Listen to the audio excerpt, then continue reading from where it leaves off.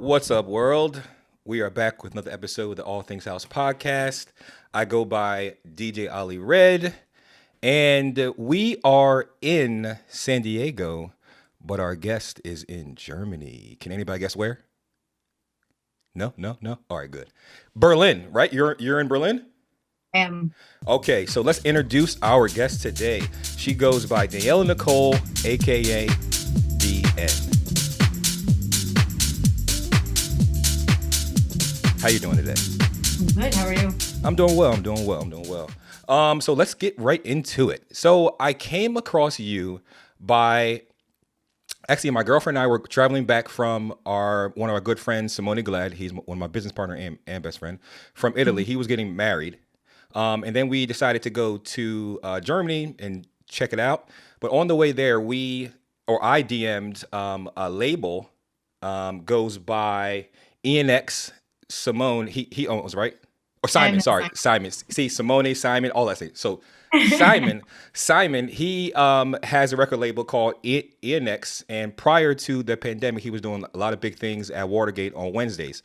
So fast forward, we get there and he shows a lot of hospitality to us and puts us on the list and all that good stuff. And then we walk in and then we hear these sounds from the booth.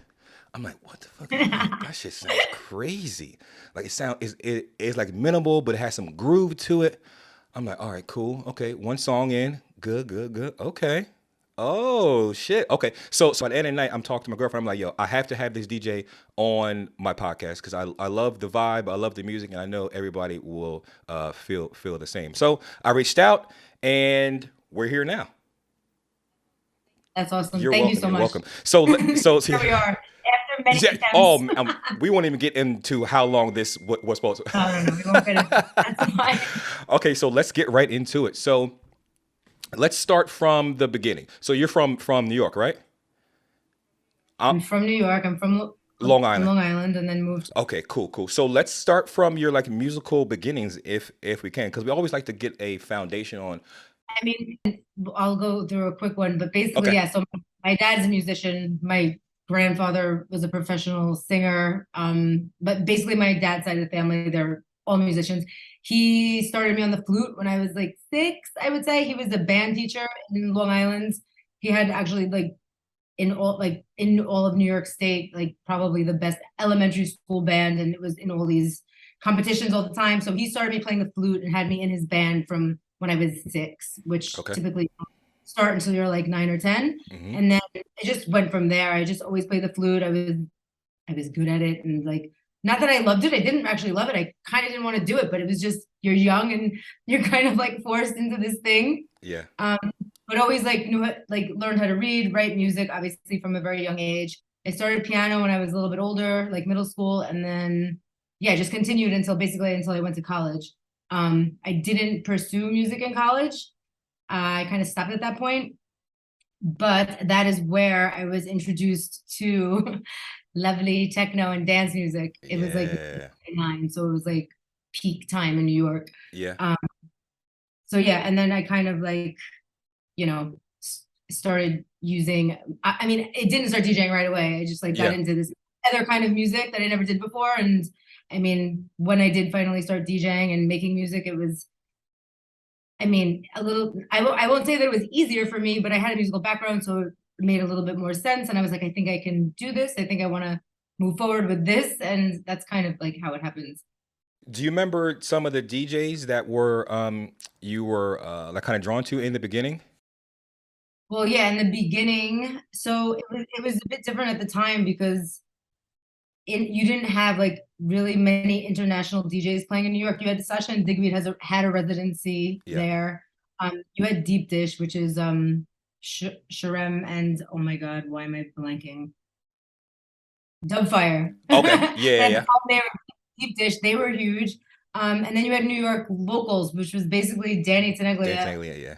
And another local New York DJ, Jonathan Peters, who never like really made it internationally, but he was huge in New York. So I mean, I grew up listening, and obviously then you had like the big names like Trancy, like Tiesto. Yeah. I mean, Paul, like all this crap. But I didn't really listen to that. It was like the New York locals, and that's kind of how I got into it. There was residencies like the DJs played every week. Like every Friday, you knew you were going to the same party, you're gonna hear the same DJ. Yeah. And like really helped build like a fan base for these guys, like at Yeah. that time, you know? I do. So That's dope. That's dope. So at what time did you discover the itch to want to become a DJ? probably like 2003-ish. I had started going out in Manhattan and like to all these clubs. And initially I actually hated it. I hated the music. I was like so not into it. It took me a while to Yeah. like, like I was like, what is this? Yeah. Um, and I was always the type of girl that always wanted to be doing all the boy things. So like I always wanted to be like a bike jumper and like a skateboarder and all this. So then naturally I was just like, I want to be a DJ now. Yeah.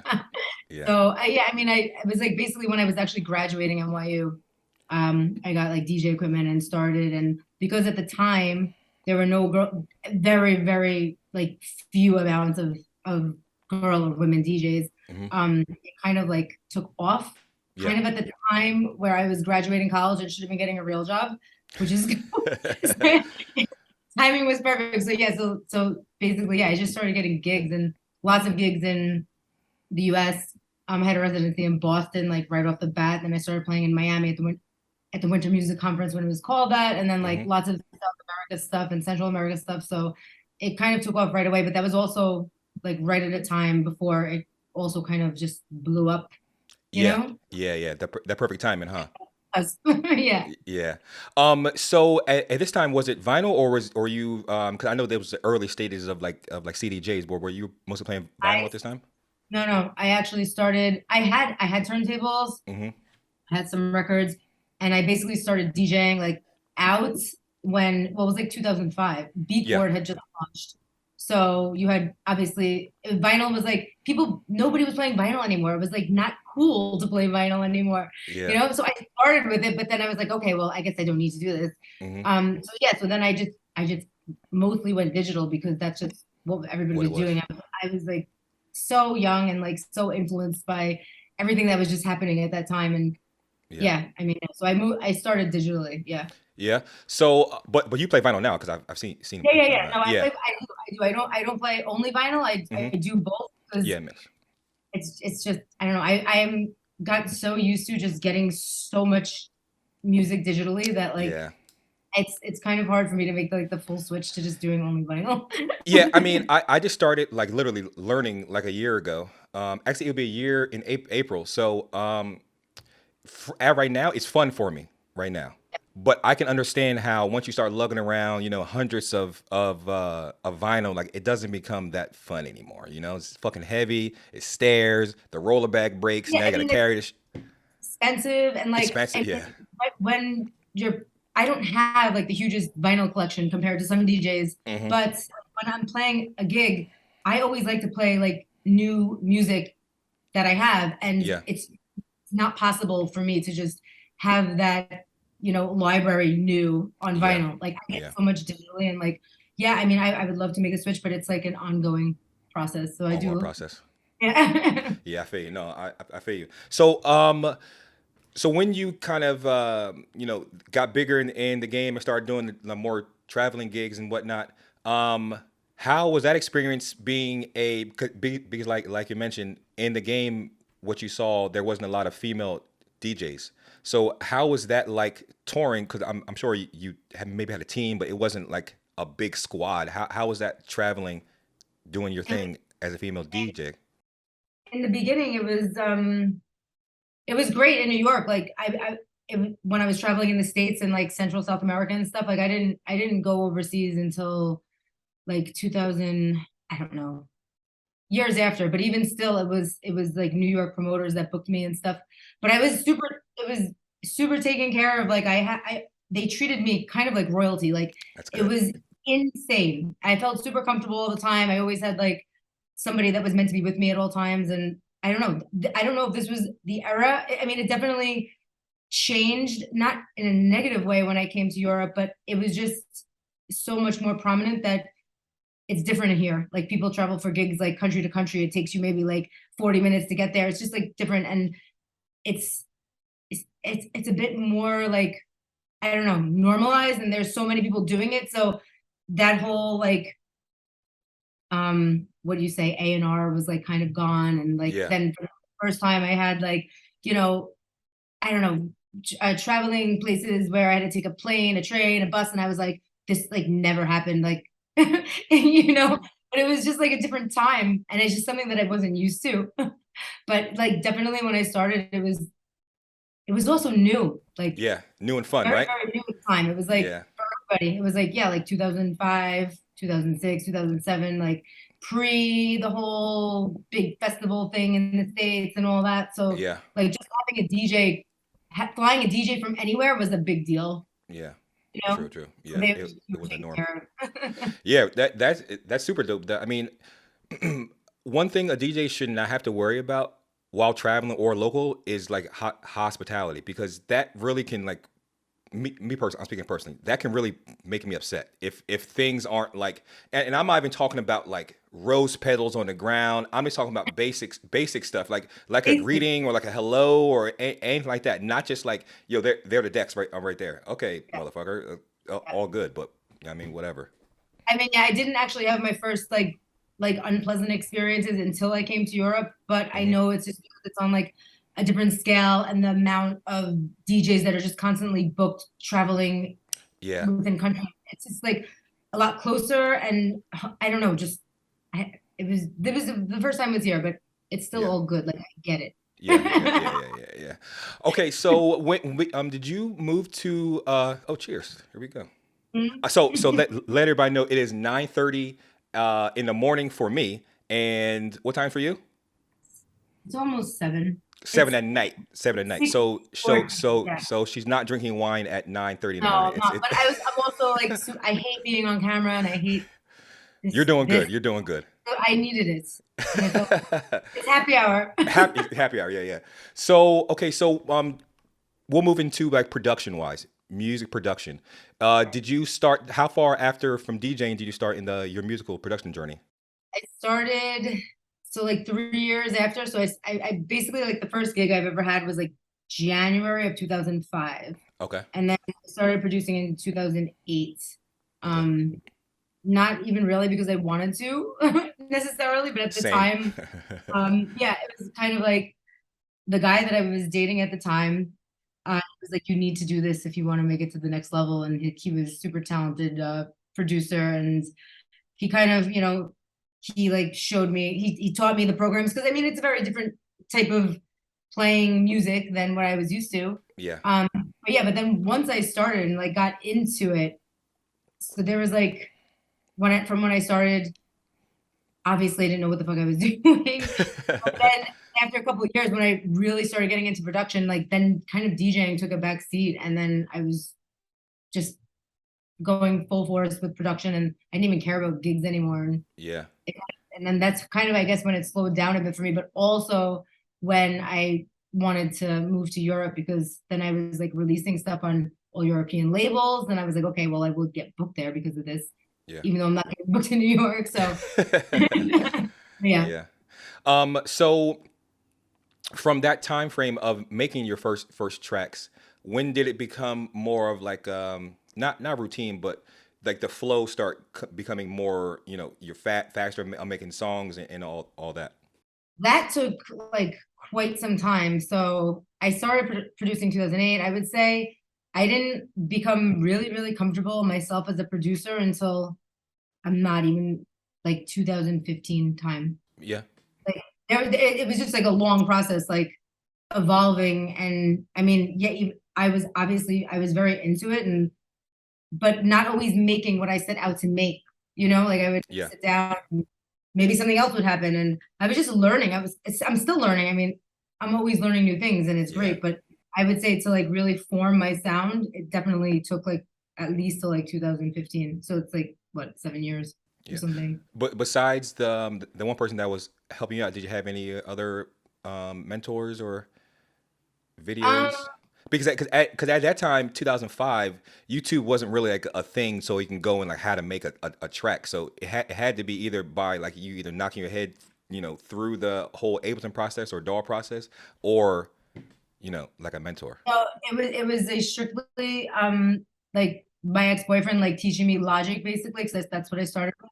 And then from there, like I started using Ableton for like edits and just like Okay. stuff that wasn't that involved.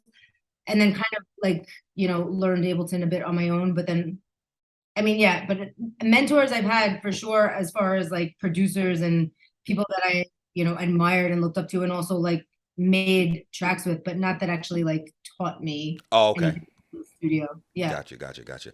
So let's fast forward to you moving to Berlin. You mentioned that you moved there just because you were releasing on all these labels, and it would be easier for you to get booked. Is that right? That you said, right? Basically. Kind of. So yeah, I Okay. mean, I started coming here. I didn't move here right away. I started just coming here for the summers from like, so I came from 2012. I spent the first summer here, and had tons of gigs. Like I played in many cities in France. I played in Switzerland. I played all over Berlin. Like it was just like I had right away, like just gigs. Um, and then I started doing this every summer. I was like, all right, I have to go there because I wasn't gonna get booked from New York to Yeah. play in these cities. So I would base myself in Berlin, and it just worked. Like I said to everybody that I knew that I was coming, and then I would get my gigs for the summer, and then I would go back to New York and hustle and do the whole New York thing for the next 9 months, and then do it again. And I wanted to move to Berlin. I kind of didn't know how to make it happen, and it was just always so fast when I was here that I didn't actually look for an apartment or anything, and it was also really difficult. And then like in 2015, so after like the third summer that I was here, basically an apartment just like fell into my lap, Oh, it's and good. it was kind of like you take this or this is just the time. Like you'll work everything else out, just do it, Yeah. and that's kind of what happened. Like I always wanted to, since the first time I came, but yeah, it happened like a couple years later. Yeah, that's exactly as soon as we were about to leave, that's our plan for the summer. We're trying to come Really? in June to like September maybe ish.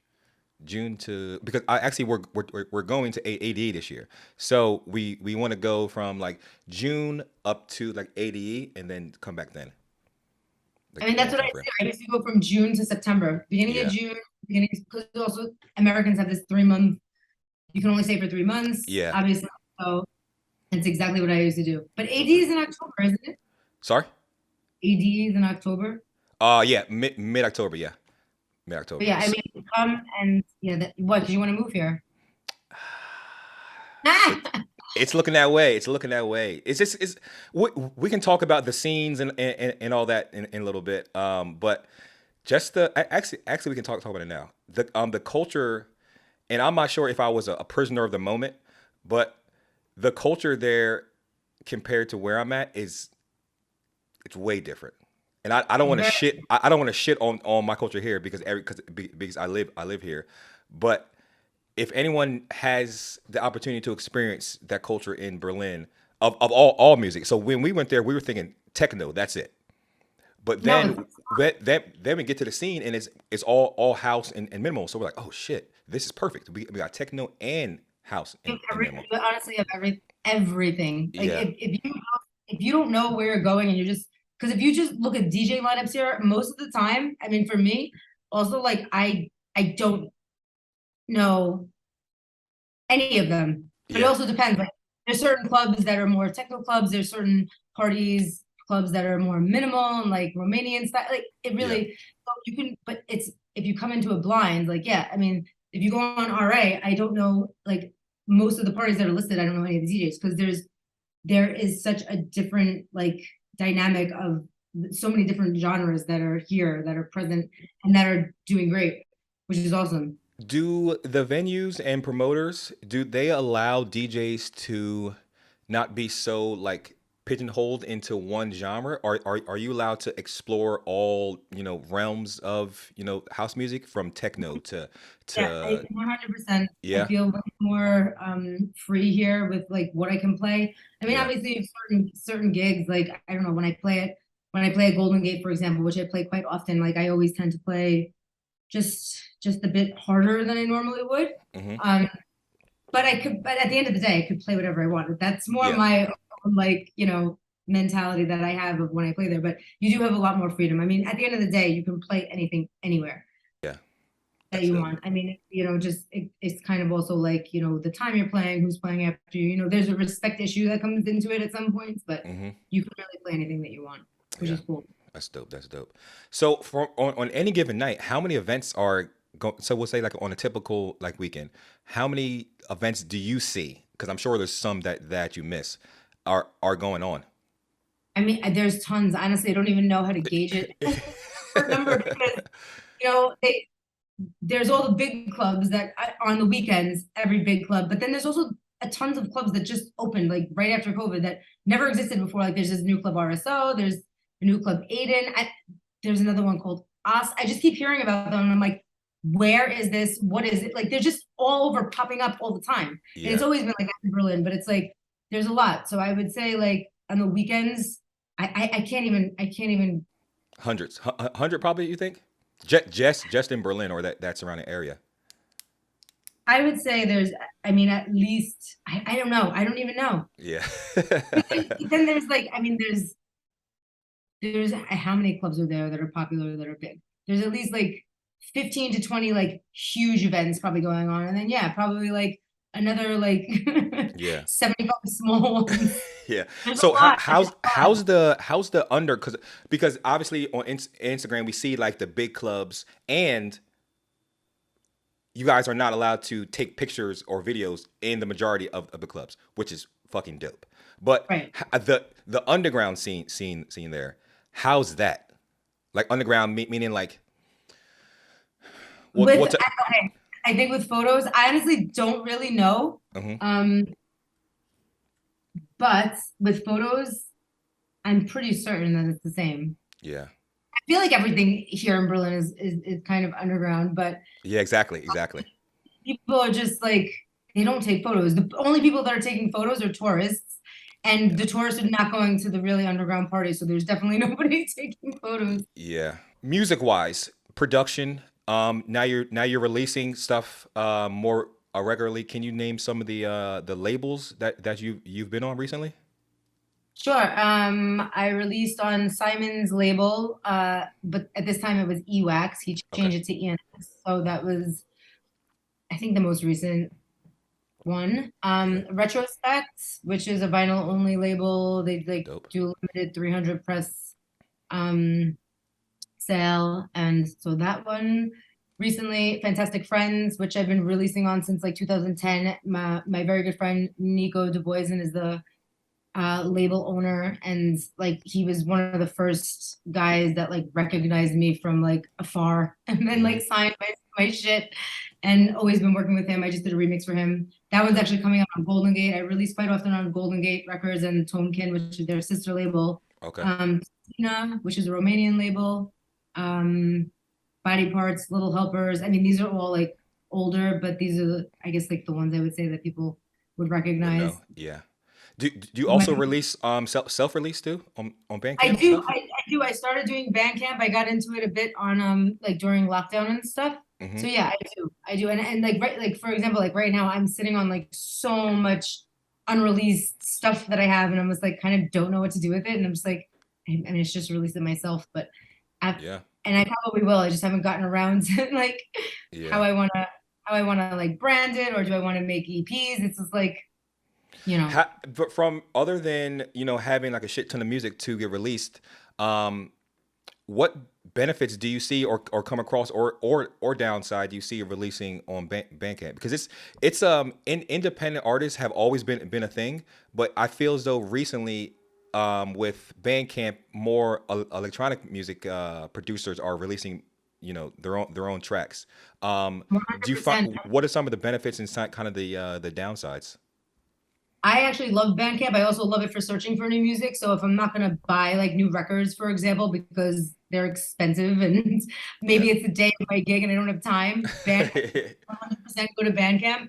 Um, but as an artist, I love releasing on there. It's great. But it's like I don't have the promotional push that a label might have. That's the Promo. only for me, Yeah. that's the only hmm downside is that like it might get lost. But at the end of the day, it doesn't matter if I'm just sitting on it and I'm not sending it to a label, and I might as well just release it, you know? Yeah. So that's the only thing. Like I don't have so much time to put into the, back end of getting it out there. Yeah. What That, now? Would that be something? Because one door can open one door to lead to another door to another door. Do you find yourself or see yourself like either on the label or like doing some like A&R work? I have been an A&R for a record label that Oh, was dope. quite Okay. big Mm-hmm. back in like, oh my God, I don't know. It was big from like maybe 2010 to 2015. It was huge. It was called Circle. And I was the A&R for it for the last year that it was around. Mm-hmm. So I've done it. And it's a lot of work. It's Yeah. really, really so much work. But this was a label that was big. So it was the amount of demos and the amount of everything that was coming in was huge. So yeah, I mean, it is something that I'm interested in and that I would be down to do. Right now, I don't even barely have the time to do it for myself. Yeah. So it's not like I wouldn't want to do it, but it's all comes down to like doing things properly and having like the time to execute. So that's also why I haven't put out so much stuff on Bandcamp, because I also will make the artwork for it. Like I will do all these things All that. as Yeah. a record label will do. Like I won't just like put it. Step into that world of A&R, like some steps you did or. So from my experience, it was based on, it would have never happened if I wasn't already a DJ and a producer and had tons of contacts. Okay. So for somebody that wants to be an A&R, it would have to be very specific to like what kind of music they want to be an R for, because you also have to be passionate about the type of music Yeah. that you're the A&R for, the label. And I think it all comes, I don't really think something that you can be taught in school or something. I think it's from experience and contacts at the end of the day. Yeah. And I think anybody can do it, but it really just depends on who you know and how passionate you are about it and your contacts. And then anything can happen. Like that's how I became the A&R for this label is because of the people that I knew and how affiliated I was with it. And like, it just like happens. Yeah. But I didn't like seek out this job. I wanted it. Yeah. But yeah. What can everybody find you? What new things that you have upcoming this year? So you can list those things off. So Instagram, you can find me on Instagram. It's my name on Instagram is Danielle Nicole Bones. Okay. With an S, right? Not a Z.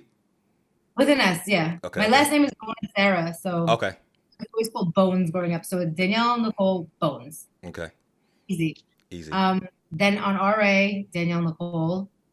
And Danielle Nicole and everything. SoundCloud, it's whatever that whole big thing is. Yeah. / Danielle-Nicole. It's mostly Danielle Nicole. On Bandcamp, it's Danielle Nicole or Danielle Nicole /DN. And then, yeah, I mean, I have some cool things coming up from Berlin. I have a new monthly residency with my friend Simon, who we spoke about earlier from ENX at a Repeat Bar. And then I'm playing at Sisyphus next week, which is cool. Sisyphus is always lots of fun. And they just reopened like 3 weeks ago. So dope. One last question.